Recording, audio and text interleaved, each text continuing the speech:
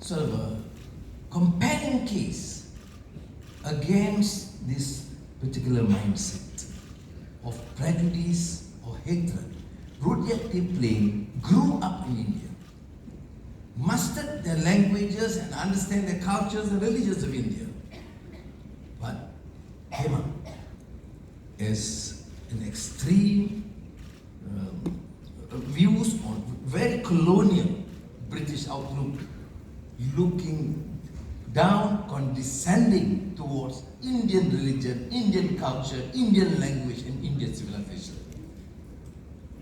It's an interesting phenomenon that Ashish Nandi then had this to present a case about this contestation between Rudyard Kipling and Sri Aurobindo. Zia's checking whether my memory is still intact. I'm ignoring the text anyway, so never mind that. Now, Sri Aurobindo is a great Indian Hindu scholar, but he grew up in the UK. His mastery of the language, the English language, is unenviable. I mean, some of his speeches to me, the great orators, the eloquence of Muhammad Ali Jinnah and Jawaharlal Nehru is known. But in my little understanding and of these personalities, I would rate Aurobindo is much greater polemics, and his mastery of the language is far superior. I hope the Indian or Pakistani commissioners don't take an issue against me on that. I know I'm Prime Minister, but I'm giving very frank personal account, not necessarily a government position. So I can understand the Secretary of the Ministry of Foreign Affairs is very nervous every time I speak. But please bear with me. But so Aurobindo grew up, had his mastery of English language, literature, science, and politics, but came back to the ashram and became a very strong advocate of Indian nationalism, culture, and philosophy. It's interesting. So, Ashinandi gave this brilliant account of this juxtaposition of ideas with these two giant personalities, and advocated discourse and understanding.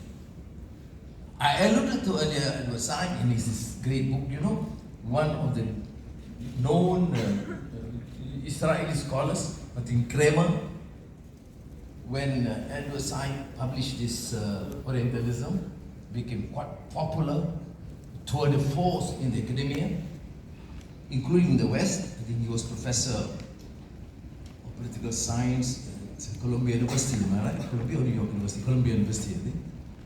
And Martin Kramer from the Israeli University said, this is more compelling, more dangerous, more effective than even the Iran war, the Iran revolution. Because it actually questioned the whole notion of we, the imperialist powers and colonial masters, against them, against the other. You are an Arab, Mahdi Safir, you are the other. And which means you are lower.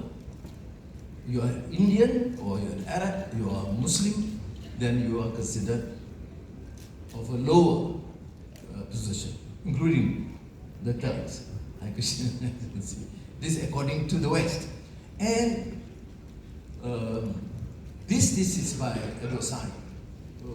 Which to me personally I benefited immensely because it's a very reasoned discourse, proper understanding of the issues raised, mainly in literature and anthropology and sociology.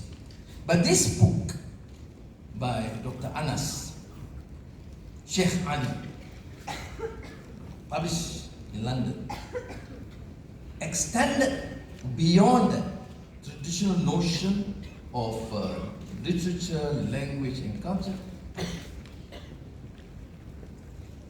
entered into every facet, including cartoons, paintings. Having that notion you are black, was you are an Arab and Muslim, yet never portrayed in a positive sense. So what do we do now in Islamophobia? Do we then just condemn the past? Imperialism, colonialism, at least to a major extent, is gone, although some new colonial thinking remains present. No, Foreign Minister, this is Anwar speaking, no? I can't help looking at the Foreign Minister, the Secretary General of the Foreign Ministry. He says, how are they going to explain to the other foreign ministers? That's their problem, not mine.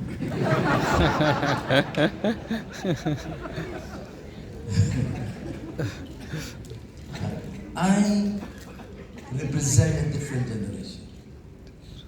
I believe if there is a need, is a reason discourse, a contestation of ideas, not hatred and enmity. We in Islam takes a position, a very modern position, understanding to work with everybody. I don't think we need to go on harping on the past excesses, injustices of the West, thinking that we are already good. I take a position that the reform of ideal thinking is required in the West and also simultaneously required in the Muslim world. I will talk about internal dynamics of the Muslim society. How do we respond? I was in Pakistan many years back, more than a decade ago, after these Danish cartoons controversy exploded. And I saw so many burnings of motorcycles and houses, people are getting angry. So I said, how is it that our response is not according to Islam? The response must be in accordance with the maqasid of the Sharia, the higher objectives of the Sharia, maintain peace and justice. How do you respond? By burning your own motorcycles and houses and property because you are angry. So the level of and sophistication of understanding the education is also necessary, critical to the Muslim world. How do we respond? We respond like Edward Said. We respond like by popularizing this book by Dr. Anas. Or early on, in the case of Salman Rushdie, Ziauddin Sardar was being attacked by the Islamic Party MP as one of the liberal, secular, pro-West. I mean, this guy must be not only mediocre, completely ignorant. That this year, and Marilyn Davies, the late Marilyn, produced a brilliant, compelling critique of the satanic verses by Salman Rushdie. But of course, he doesn't use the same terms and nuances like some of the traditional Islamists. It doesn't then, therefore, create the impression that they are therefore liberal and plural and anti-Islam. But this is also the danger, as I said, with the Muslim community. I was asked by the Muslim party organization in Pakistan. I had an appointment with the Majlis Shura of Jamaat Islami, and they asked, Anwar, why are you not seen or perceived to defending the cartoon and condemning our reaction? I said, I did not condemn because I did not support. I condemn the cartoonists for being ignorant, for being barbaric in their ways. You see, for no respect, no understanding. I wouldn't want to allow any Malaysian to go and abuse the Christians or the Hindus or the Buddhists in this country. But similarly, I do condemn. But then I was critical of the reaction. But the reaction is not consistent with the spirit of Islam. It's through understanding and knowledge and take a position. So there was a position then, and it is somewhat similarly here. I differentiate between, in our response to Islamophobia, which is a problem. Now, the rise of fascism in Europe the rise of the rightists, so-called, in the States, is of course an issue of concern to us, because they will generalize all non-Western with some sort of a prejudice, and worse, among those who profess to be Muslims and trying to live up to these high ideals and standards of Islamic culture and society. So Islamophobia is real, it must be addressed. I had a very interesting conversation with Martin Rutte, the Prime Minister of the Netherlands, and I'm impressed by his willingness to work together. He acknowledging, yes, there is that concern in many of us in Europe. So the idea of talking West as West, Europe as Europe, all are faces, this is also a problem. Stems from ignorance and intolerance in our society. So when it comes to Islamophobia, I think we must be able to try and continue to have the strength, the courage to continue to engage in the East and the West. That's one part which we have to deal with. But I am concerned also about our reaction, even in this country, because we have to differentiate. In this country, Alhamdulillah, we don't have that problem with terrorist cells. I must thank the relevant agencies, the intelligence agencies, the police, the armed forces for being very vigilant in this. But we do have this simmering expansion, extension among the purveyors of violence. Those who disagree with us are kafir, and they categorize kafir as harbi, which means you're at war with Islam. Those who disagree with us, some of them will surely go to hell. I mean, some of us who agree or disagree, going to hell or heaven, I wouldn't know. You see? But these are what I consider as purveyors, trying to then give a reason. We have to be strong, committed Muslims, otherwise Islamophobes will take over this country. So the purveyors of violence is also an issue that we have to be on guard. Otherwise, it will be too late. Now, the same Edward Said, which I've popularized his writings quite a bit. I don't get any commission from his writings. But it's a short article, which I think if the Foreign Minister allow, will be sent to friends. I mean, we email, PDF, because it's short, I think 8-9 pages. But he talks about, which is very, to me, very pertinent in our discourse. He said, in response to Samuel Huntington's clash of civilizations, that ultimately is Western liberal democracy. Now, mind you, many of the Western so-called liberal democracy are also declining in their positions. But he took, to me, in that thesis, is more balanced. There are a lot of strength in the West that we must continue to take advantage of, because the many, I used to teach at Georgetown University in science. It doesn't matter whether it's West or white or Christian or black or Muslim. Humanity is a compassion, justice. And I've sensed that. Therefore, I normally I avoid this tendency to portray West as West, East as East, and then the Christian world. This, to my mind, can be dangerous. It can be used by others, but we should not. We should try and engage. Now, in his critique of the Huntington's thesis of clash of civilization, Edward Said wrote this piece and published it in the Atlantic, if I'm not mistaken, entitled Clash of Ignorance. It's interesting, because the so-called academics, scholars, thinkers of the West, they assume they understand Islam from the texts that they read. not the willingness to study in an objective sense. No. If I want to study Christianity or Hinduism here in this case, then you got to go through the text, the Bhagavad Gita, or the Christian text, the version of King James Version, I have to read. Well, I have an additional advantage. I have a lot of time to read because I was in prison for a long time.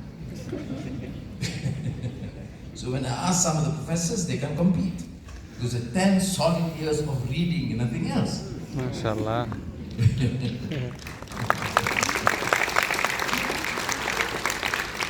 So Prison makes prime minister or leaders. And the one sense critic is important. It's clash of ignorance. It's not only the West, even the Muslim world. Sometimes the way we respond, like our response to the cartoonist issue, or our response to even this burning of the Quran, it's just madness. It's condemning the whole continent, or all whites, or all Christians. It's stemming from a strong prejudice, ignorance. So Edward Said suggests, you want to resolve and enter into this discourse. I call Madani because it's more comprehensive. Cultural empowerment, economic empowerment, cultural empowerment, social empowerment. So that's Madani is in brief. Otherwise you have to read script. I think Prime Minister, have you sent the ambassadors the script? He has not done so. And you know the problem, my coalition, he represents the other party.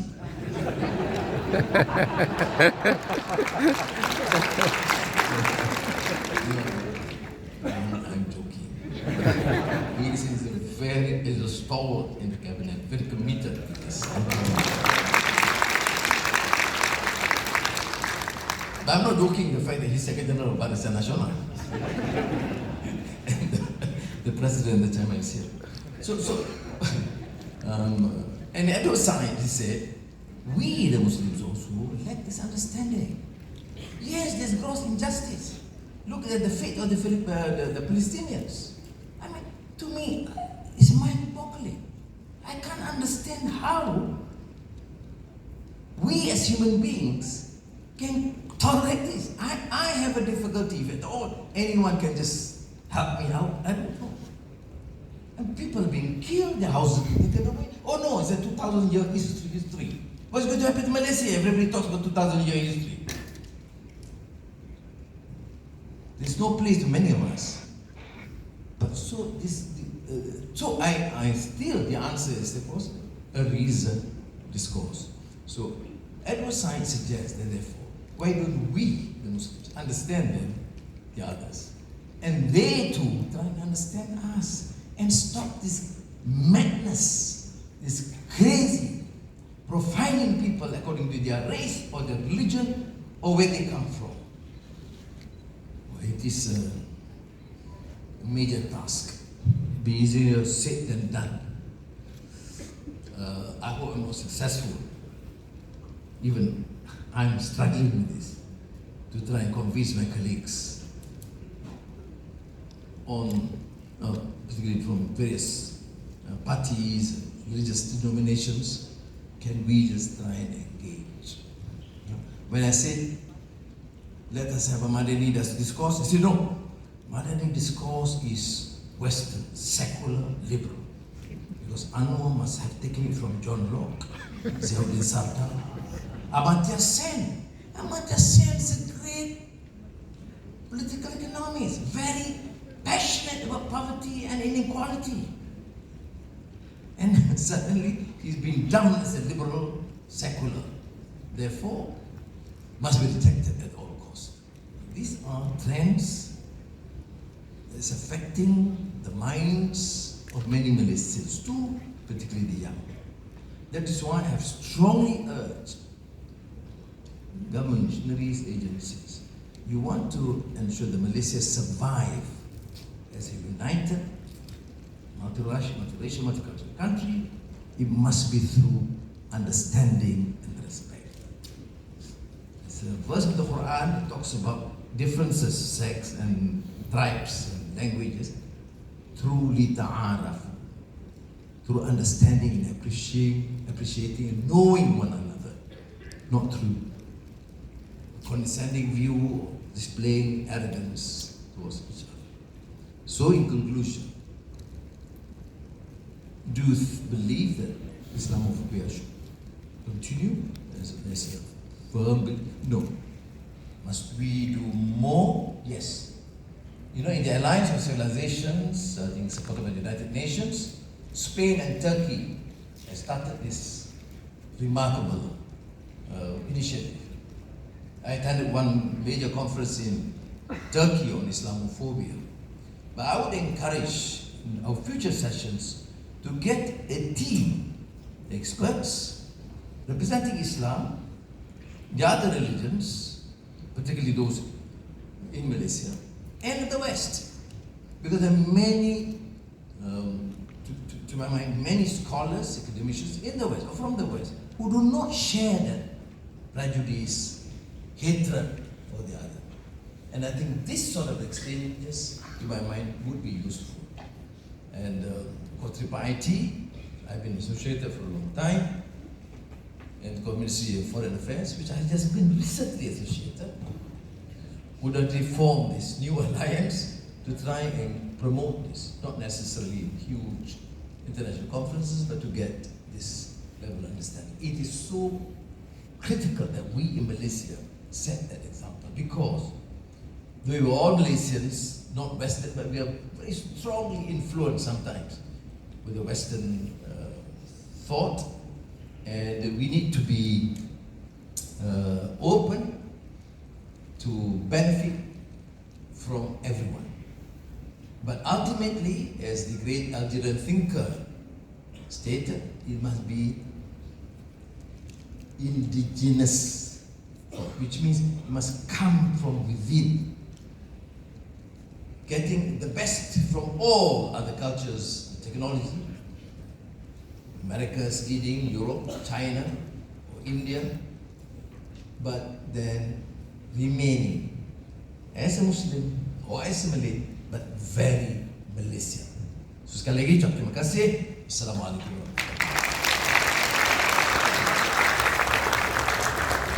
Thank you, Yang Amat Berhormat Dato' Sri Anwar Ibrahim, for the inspirational speech.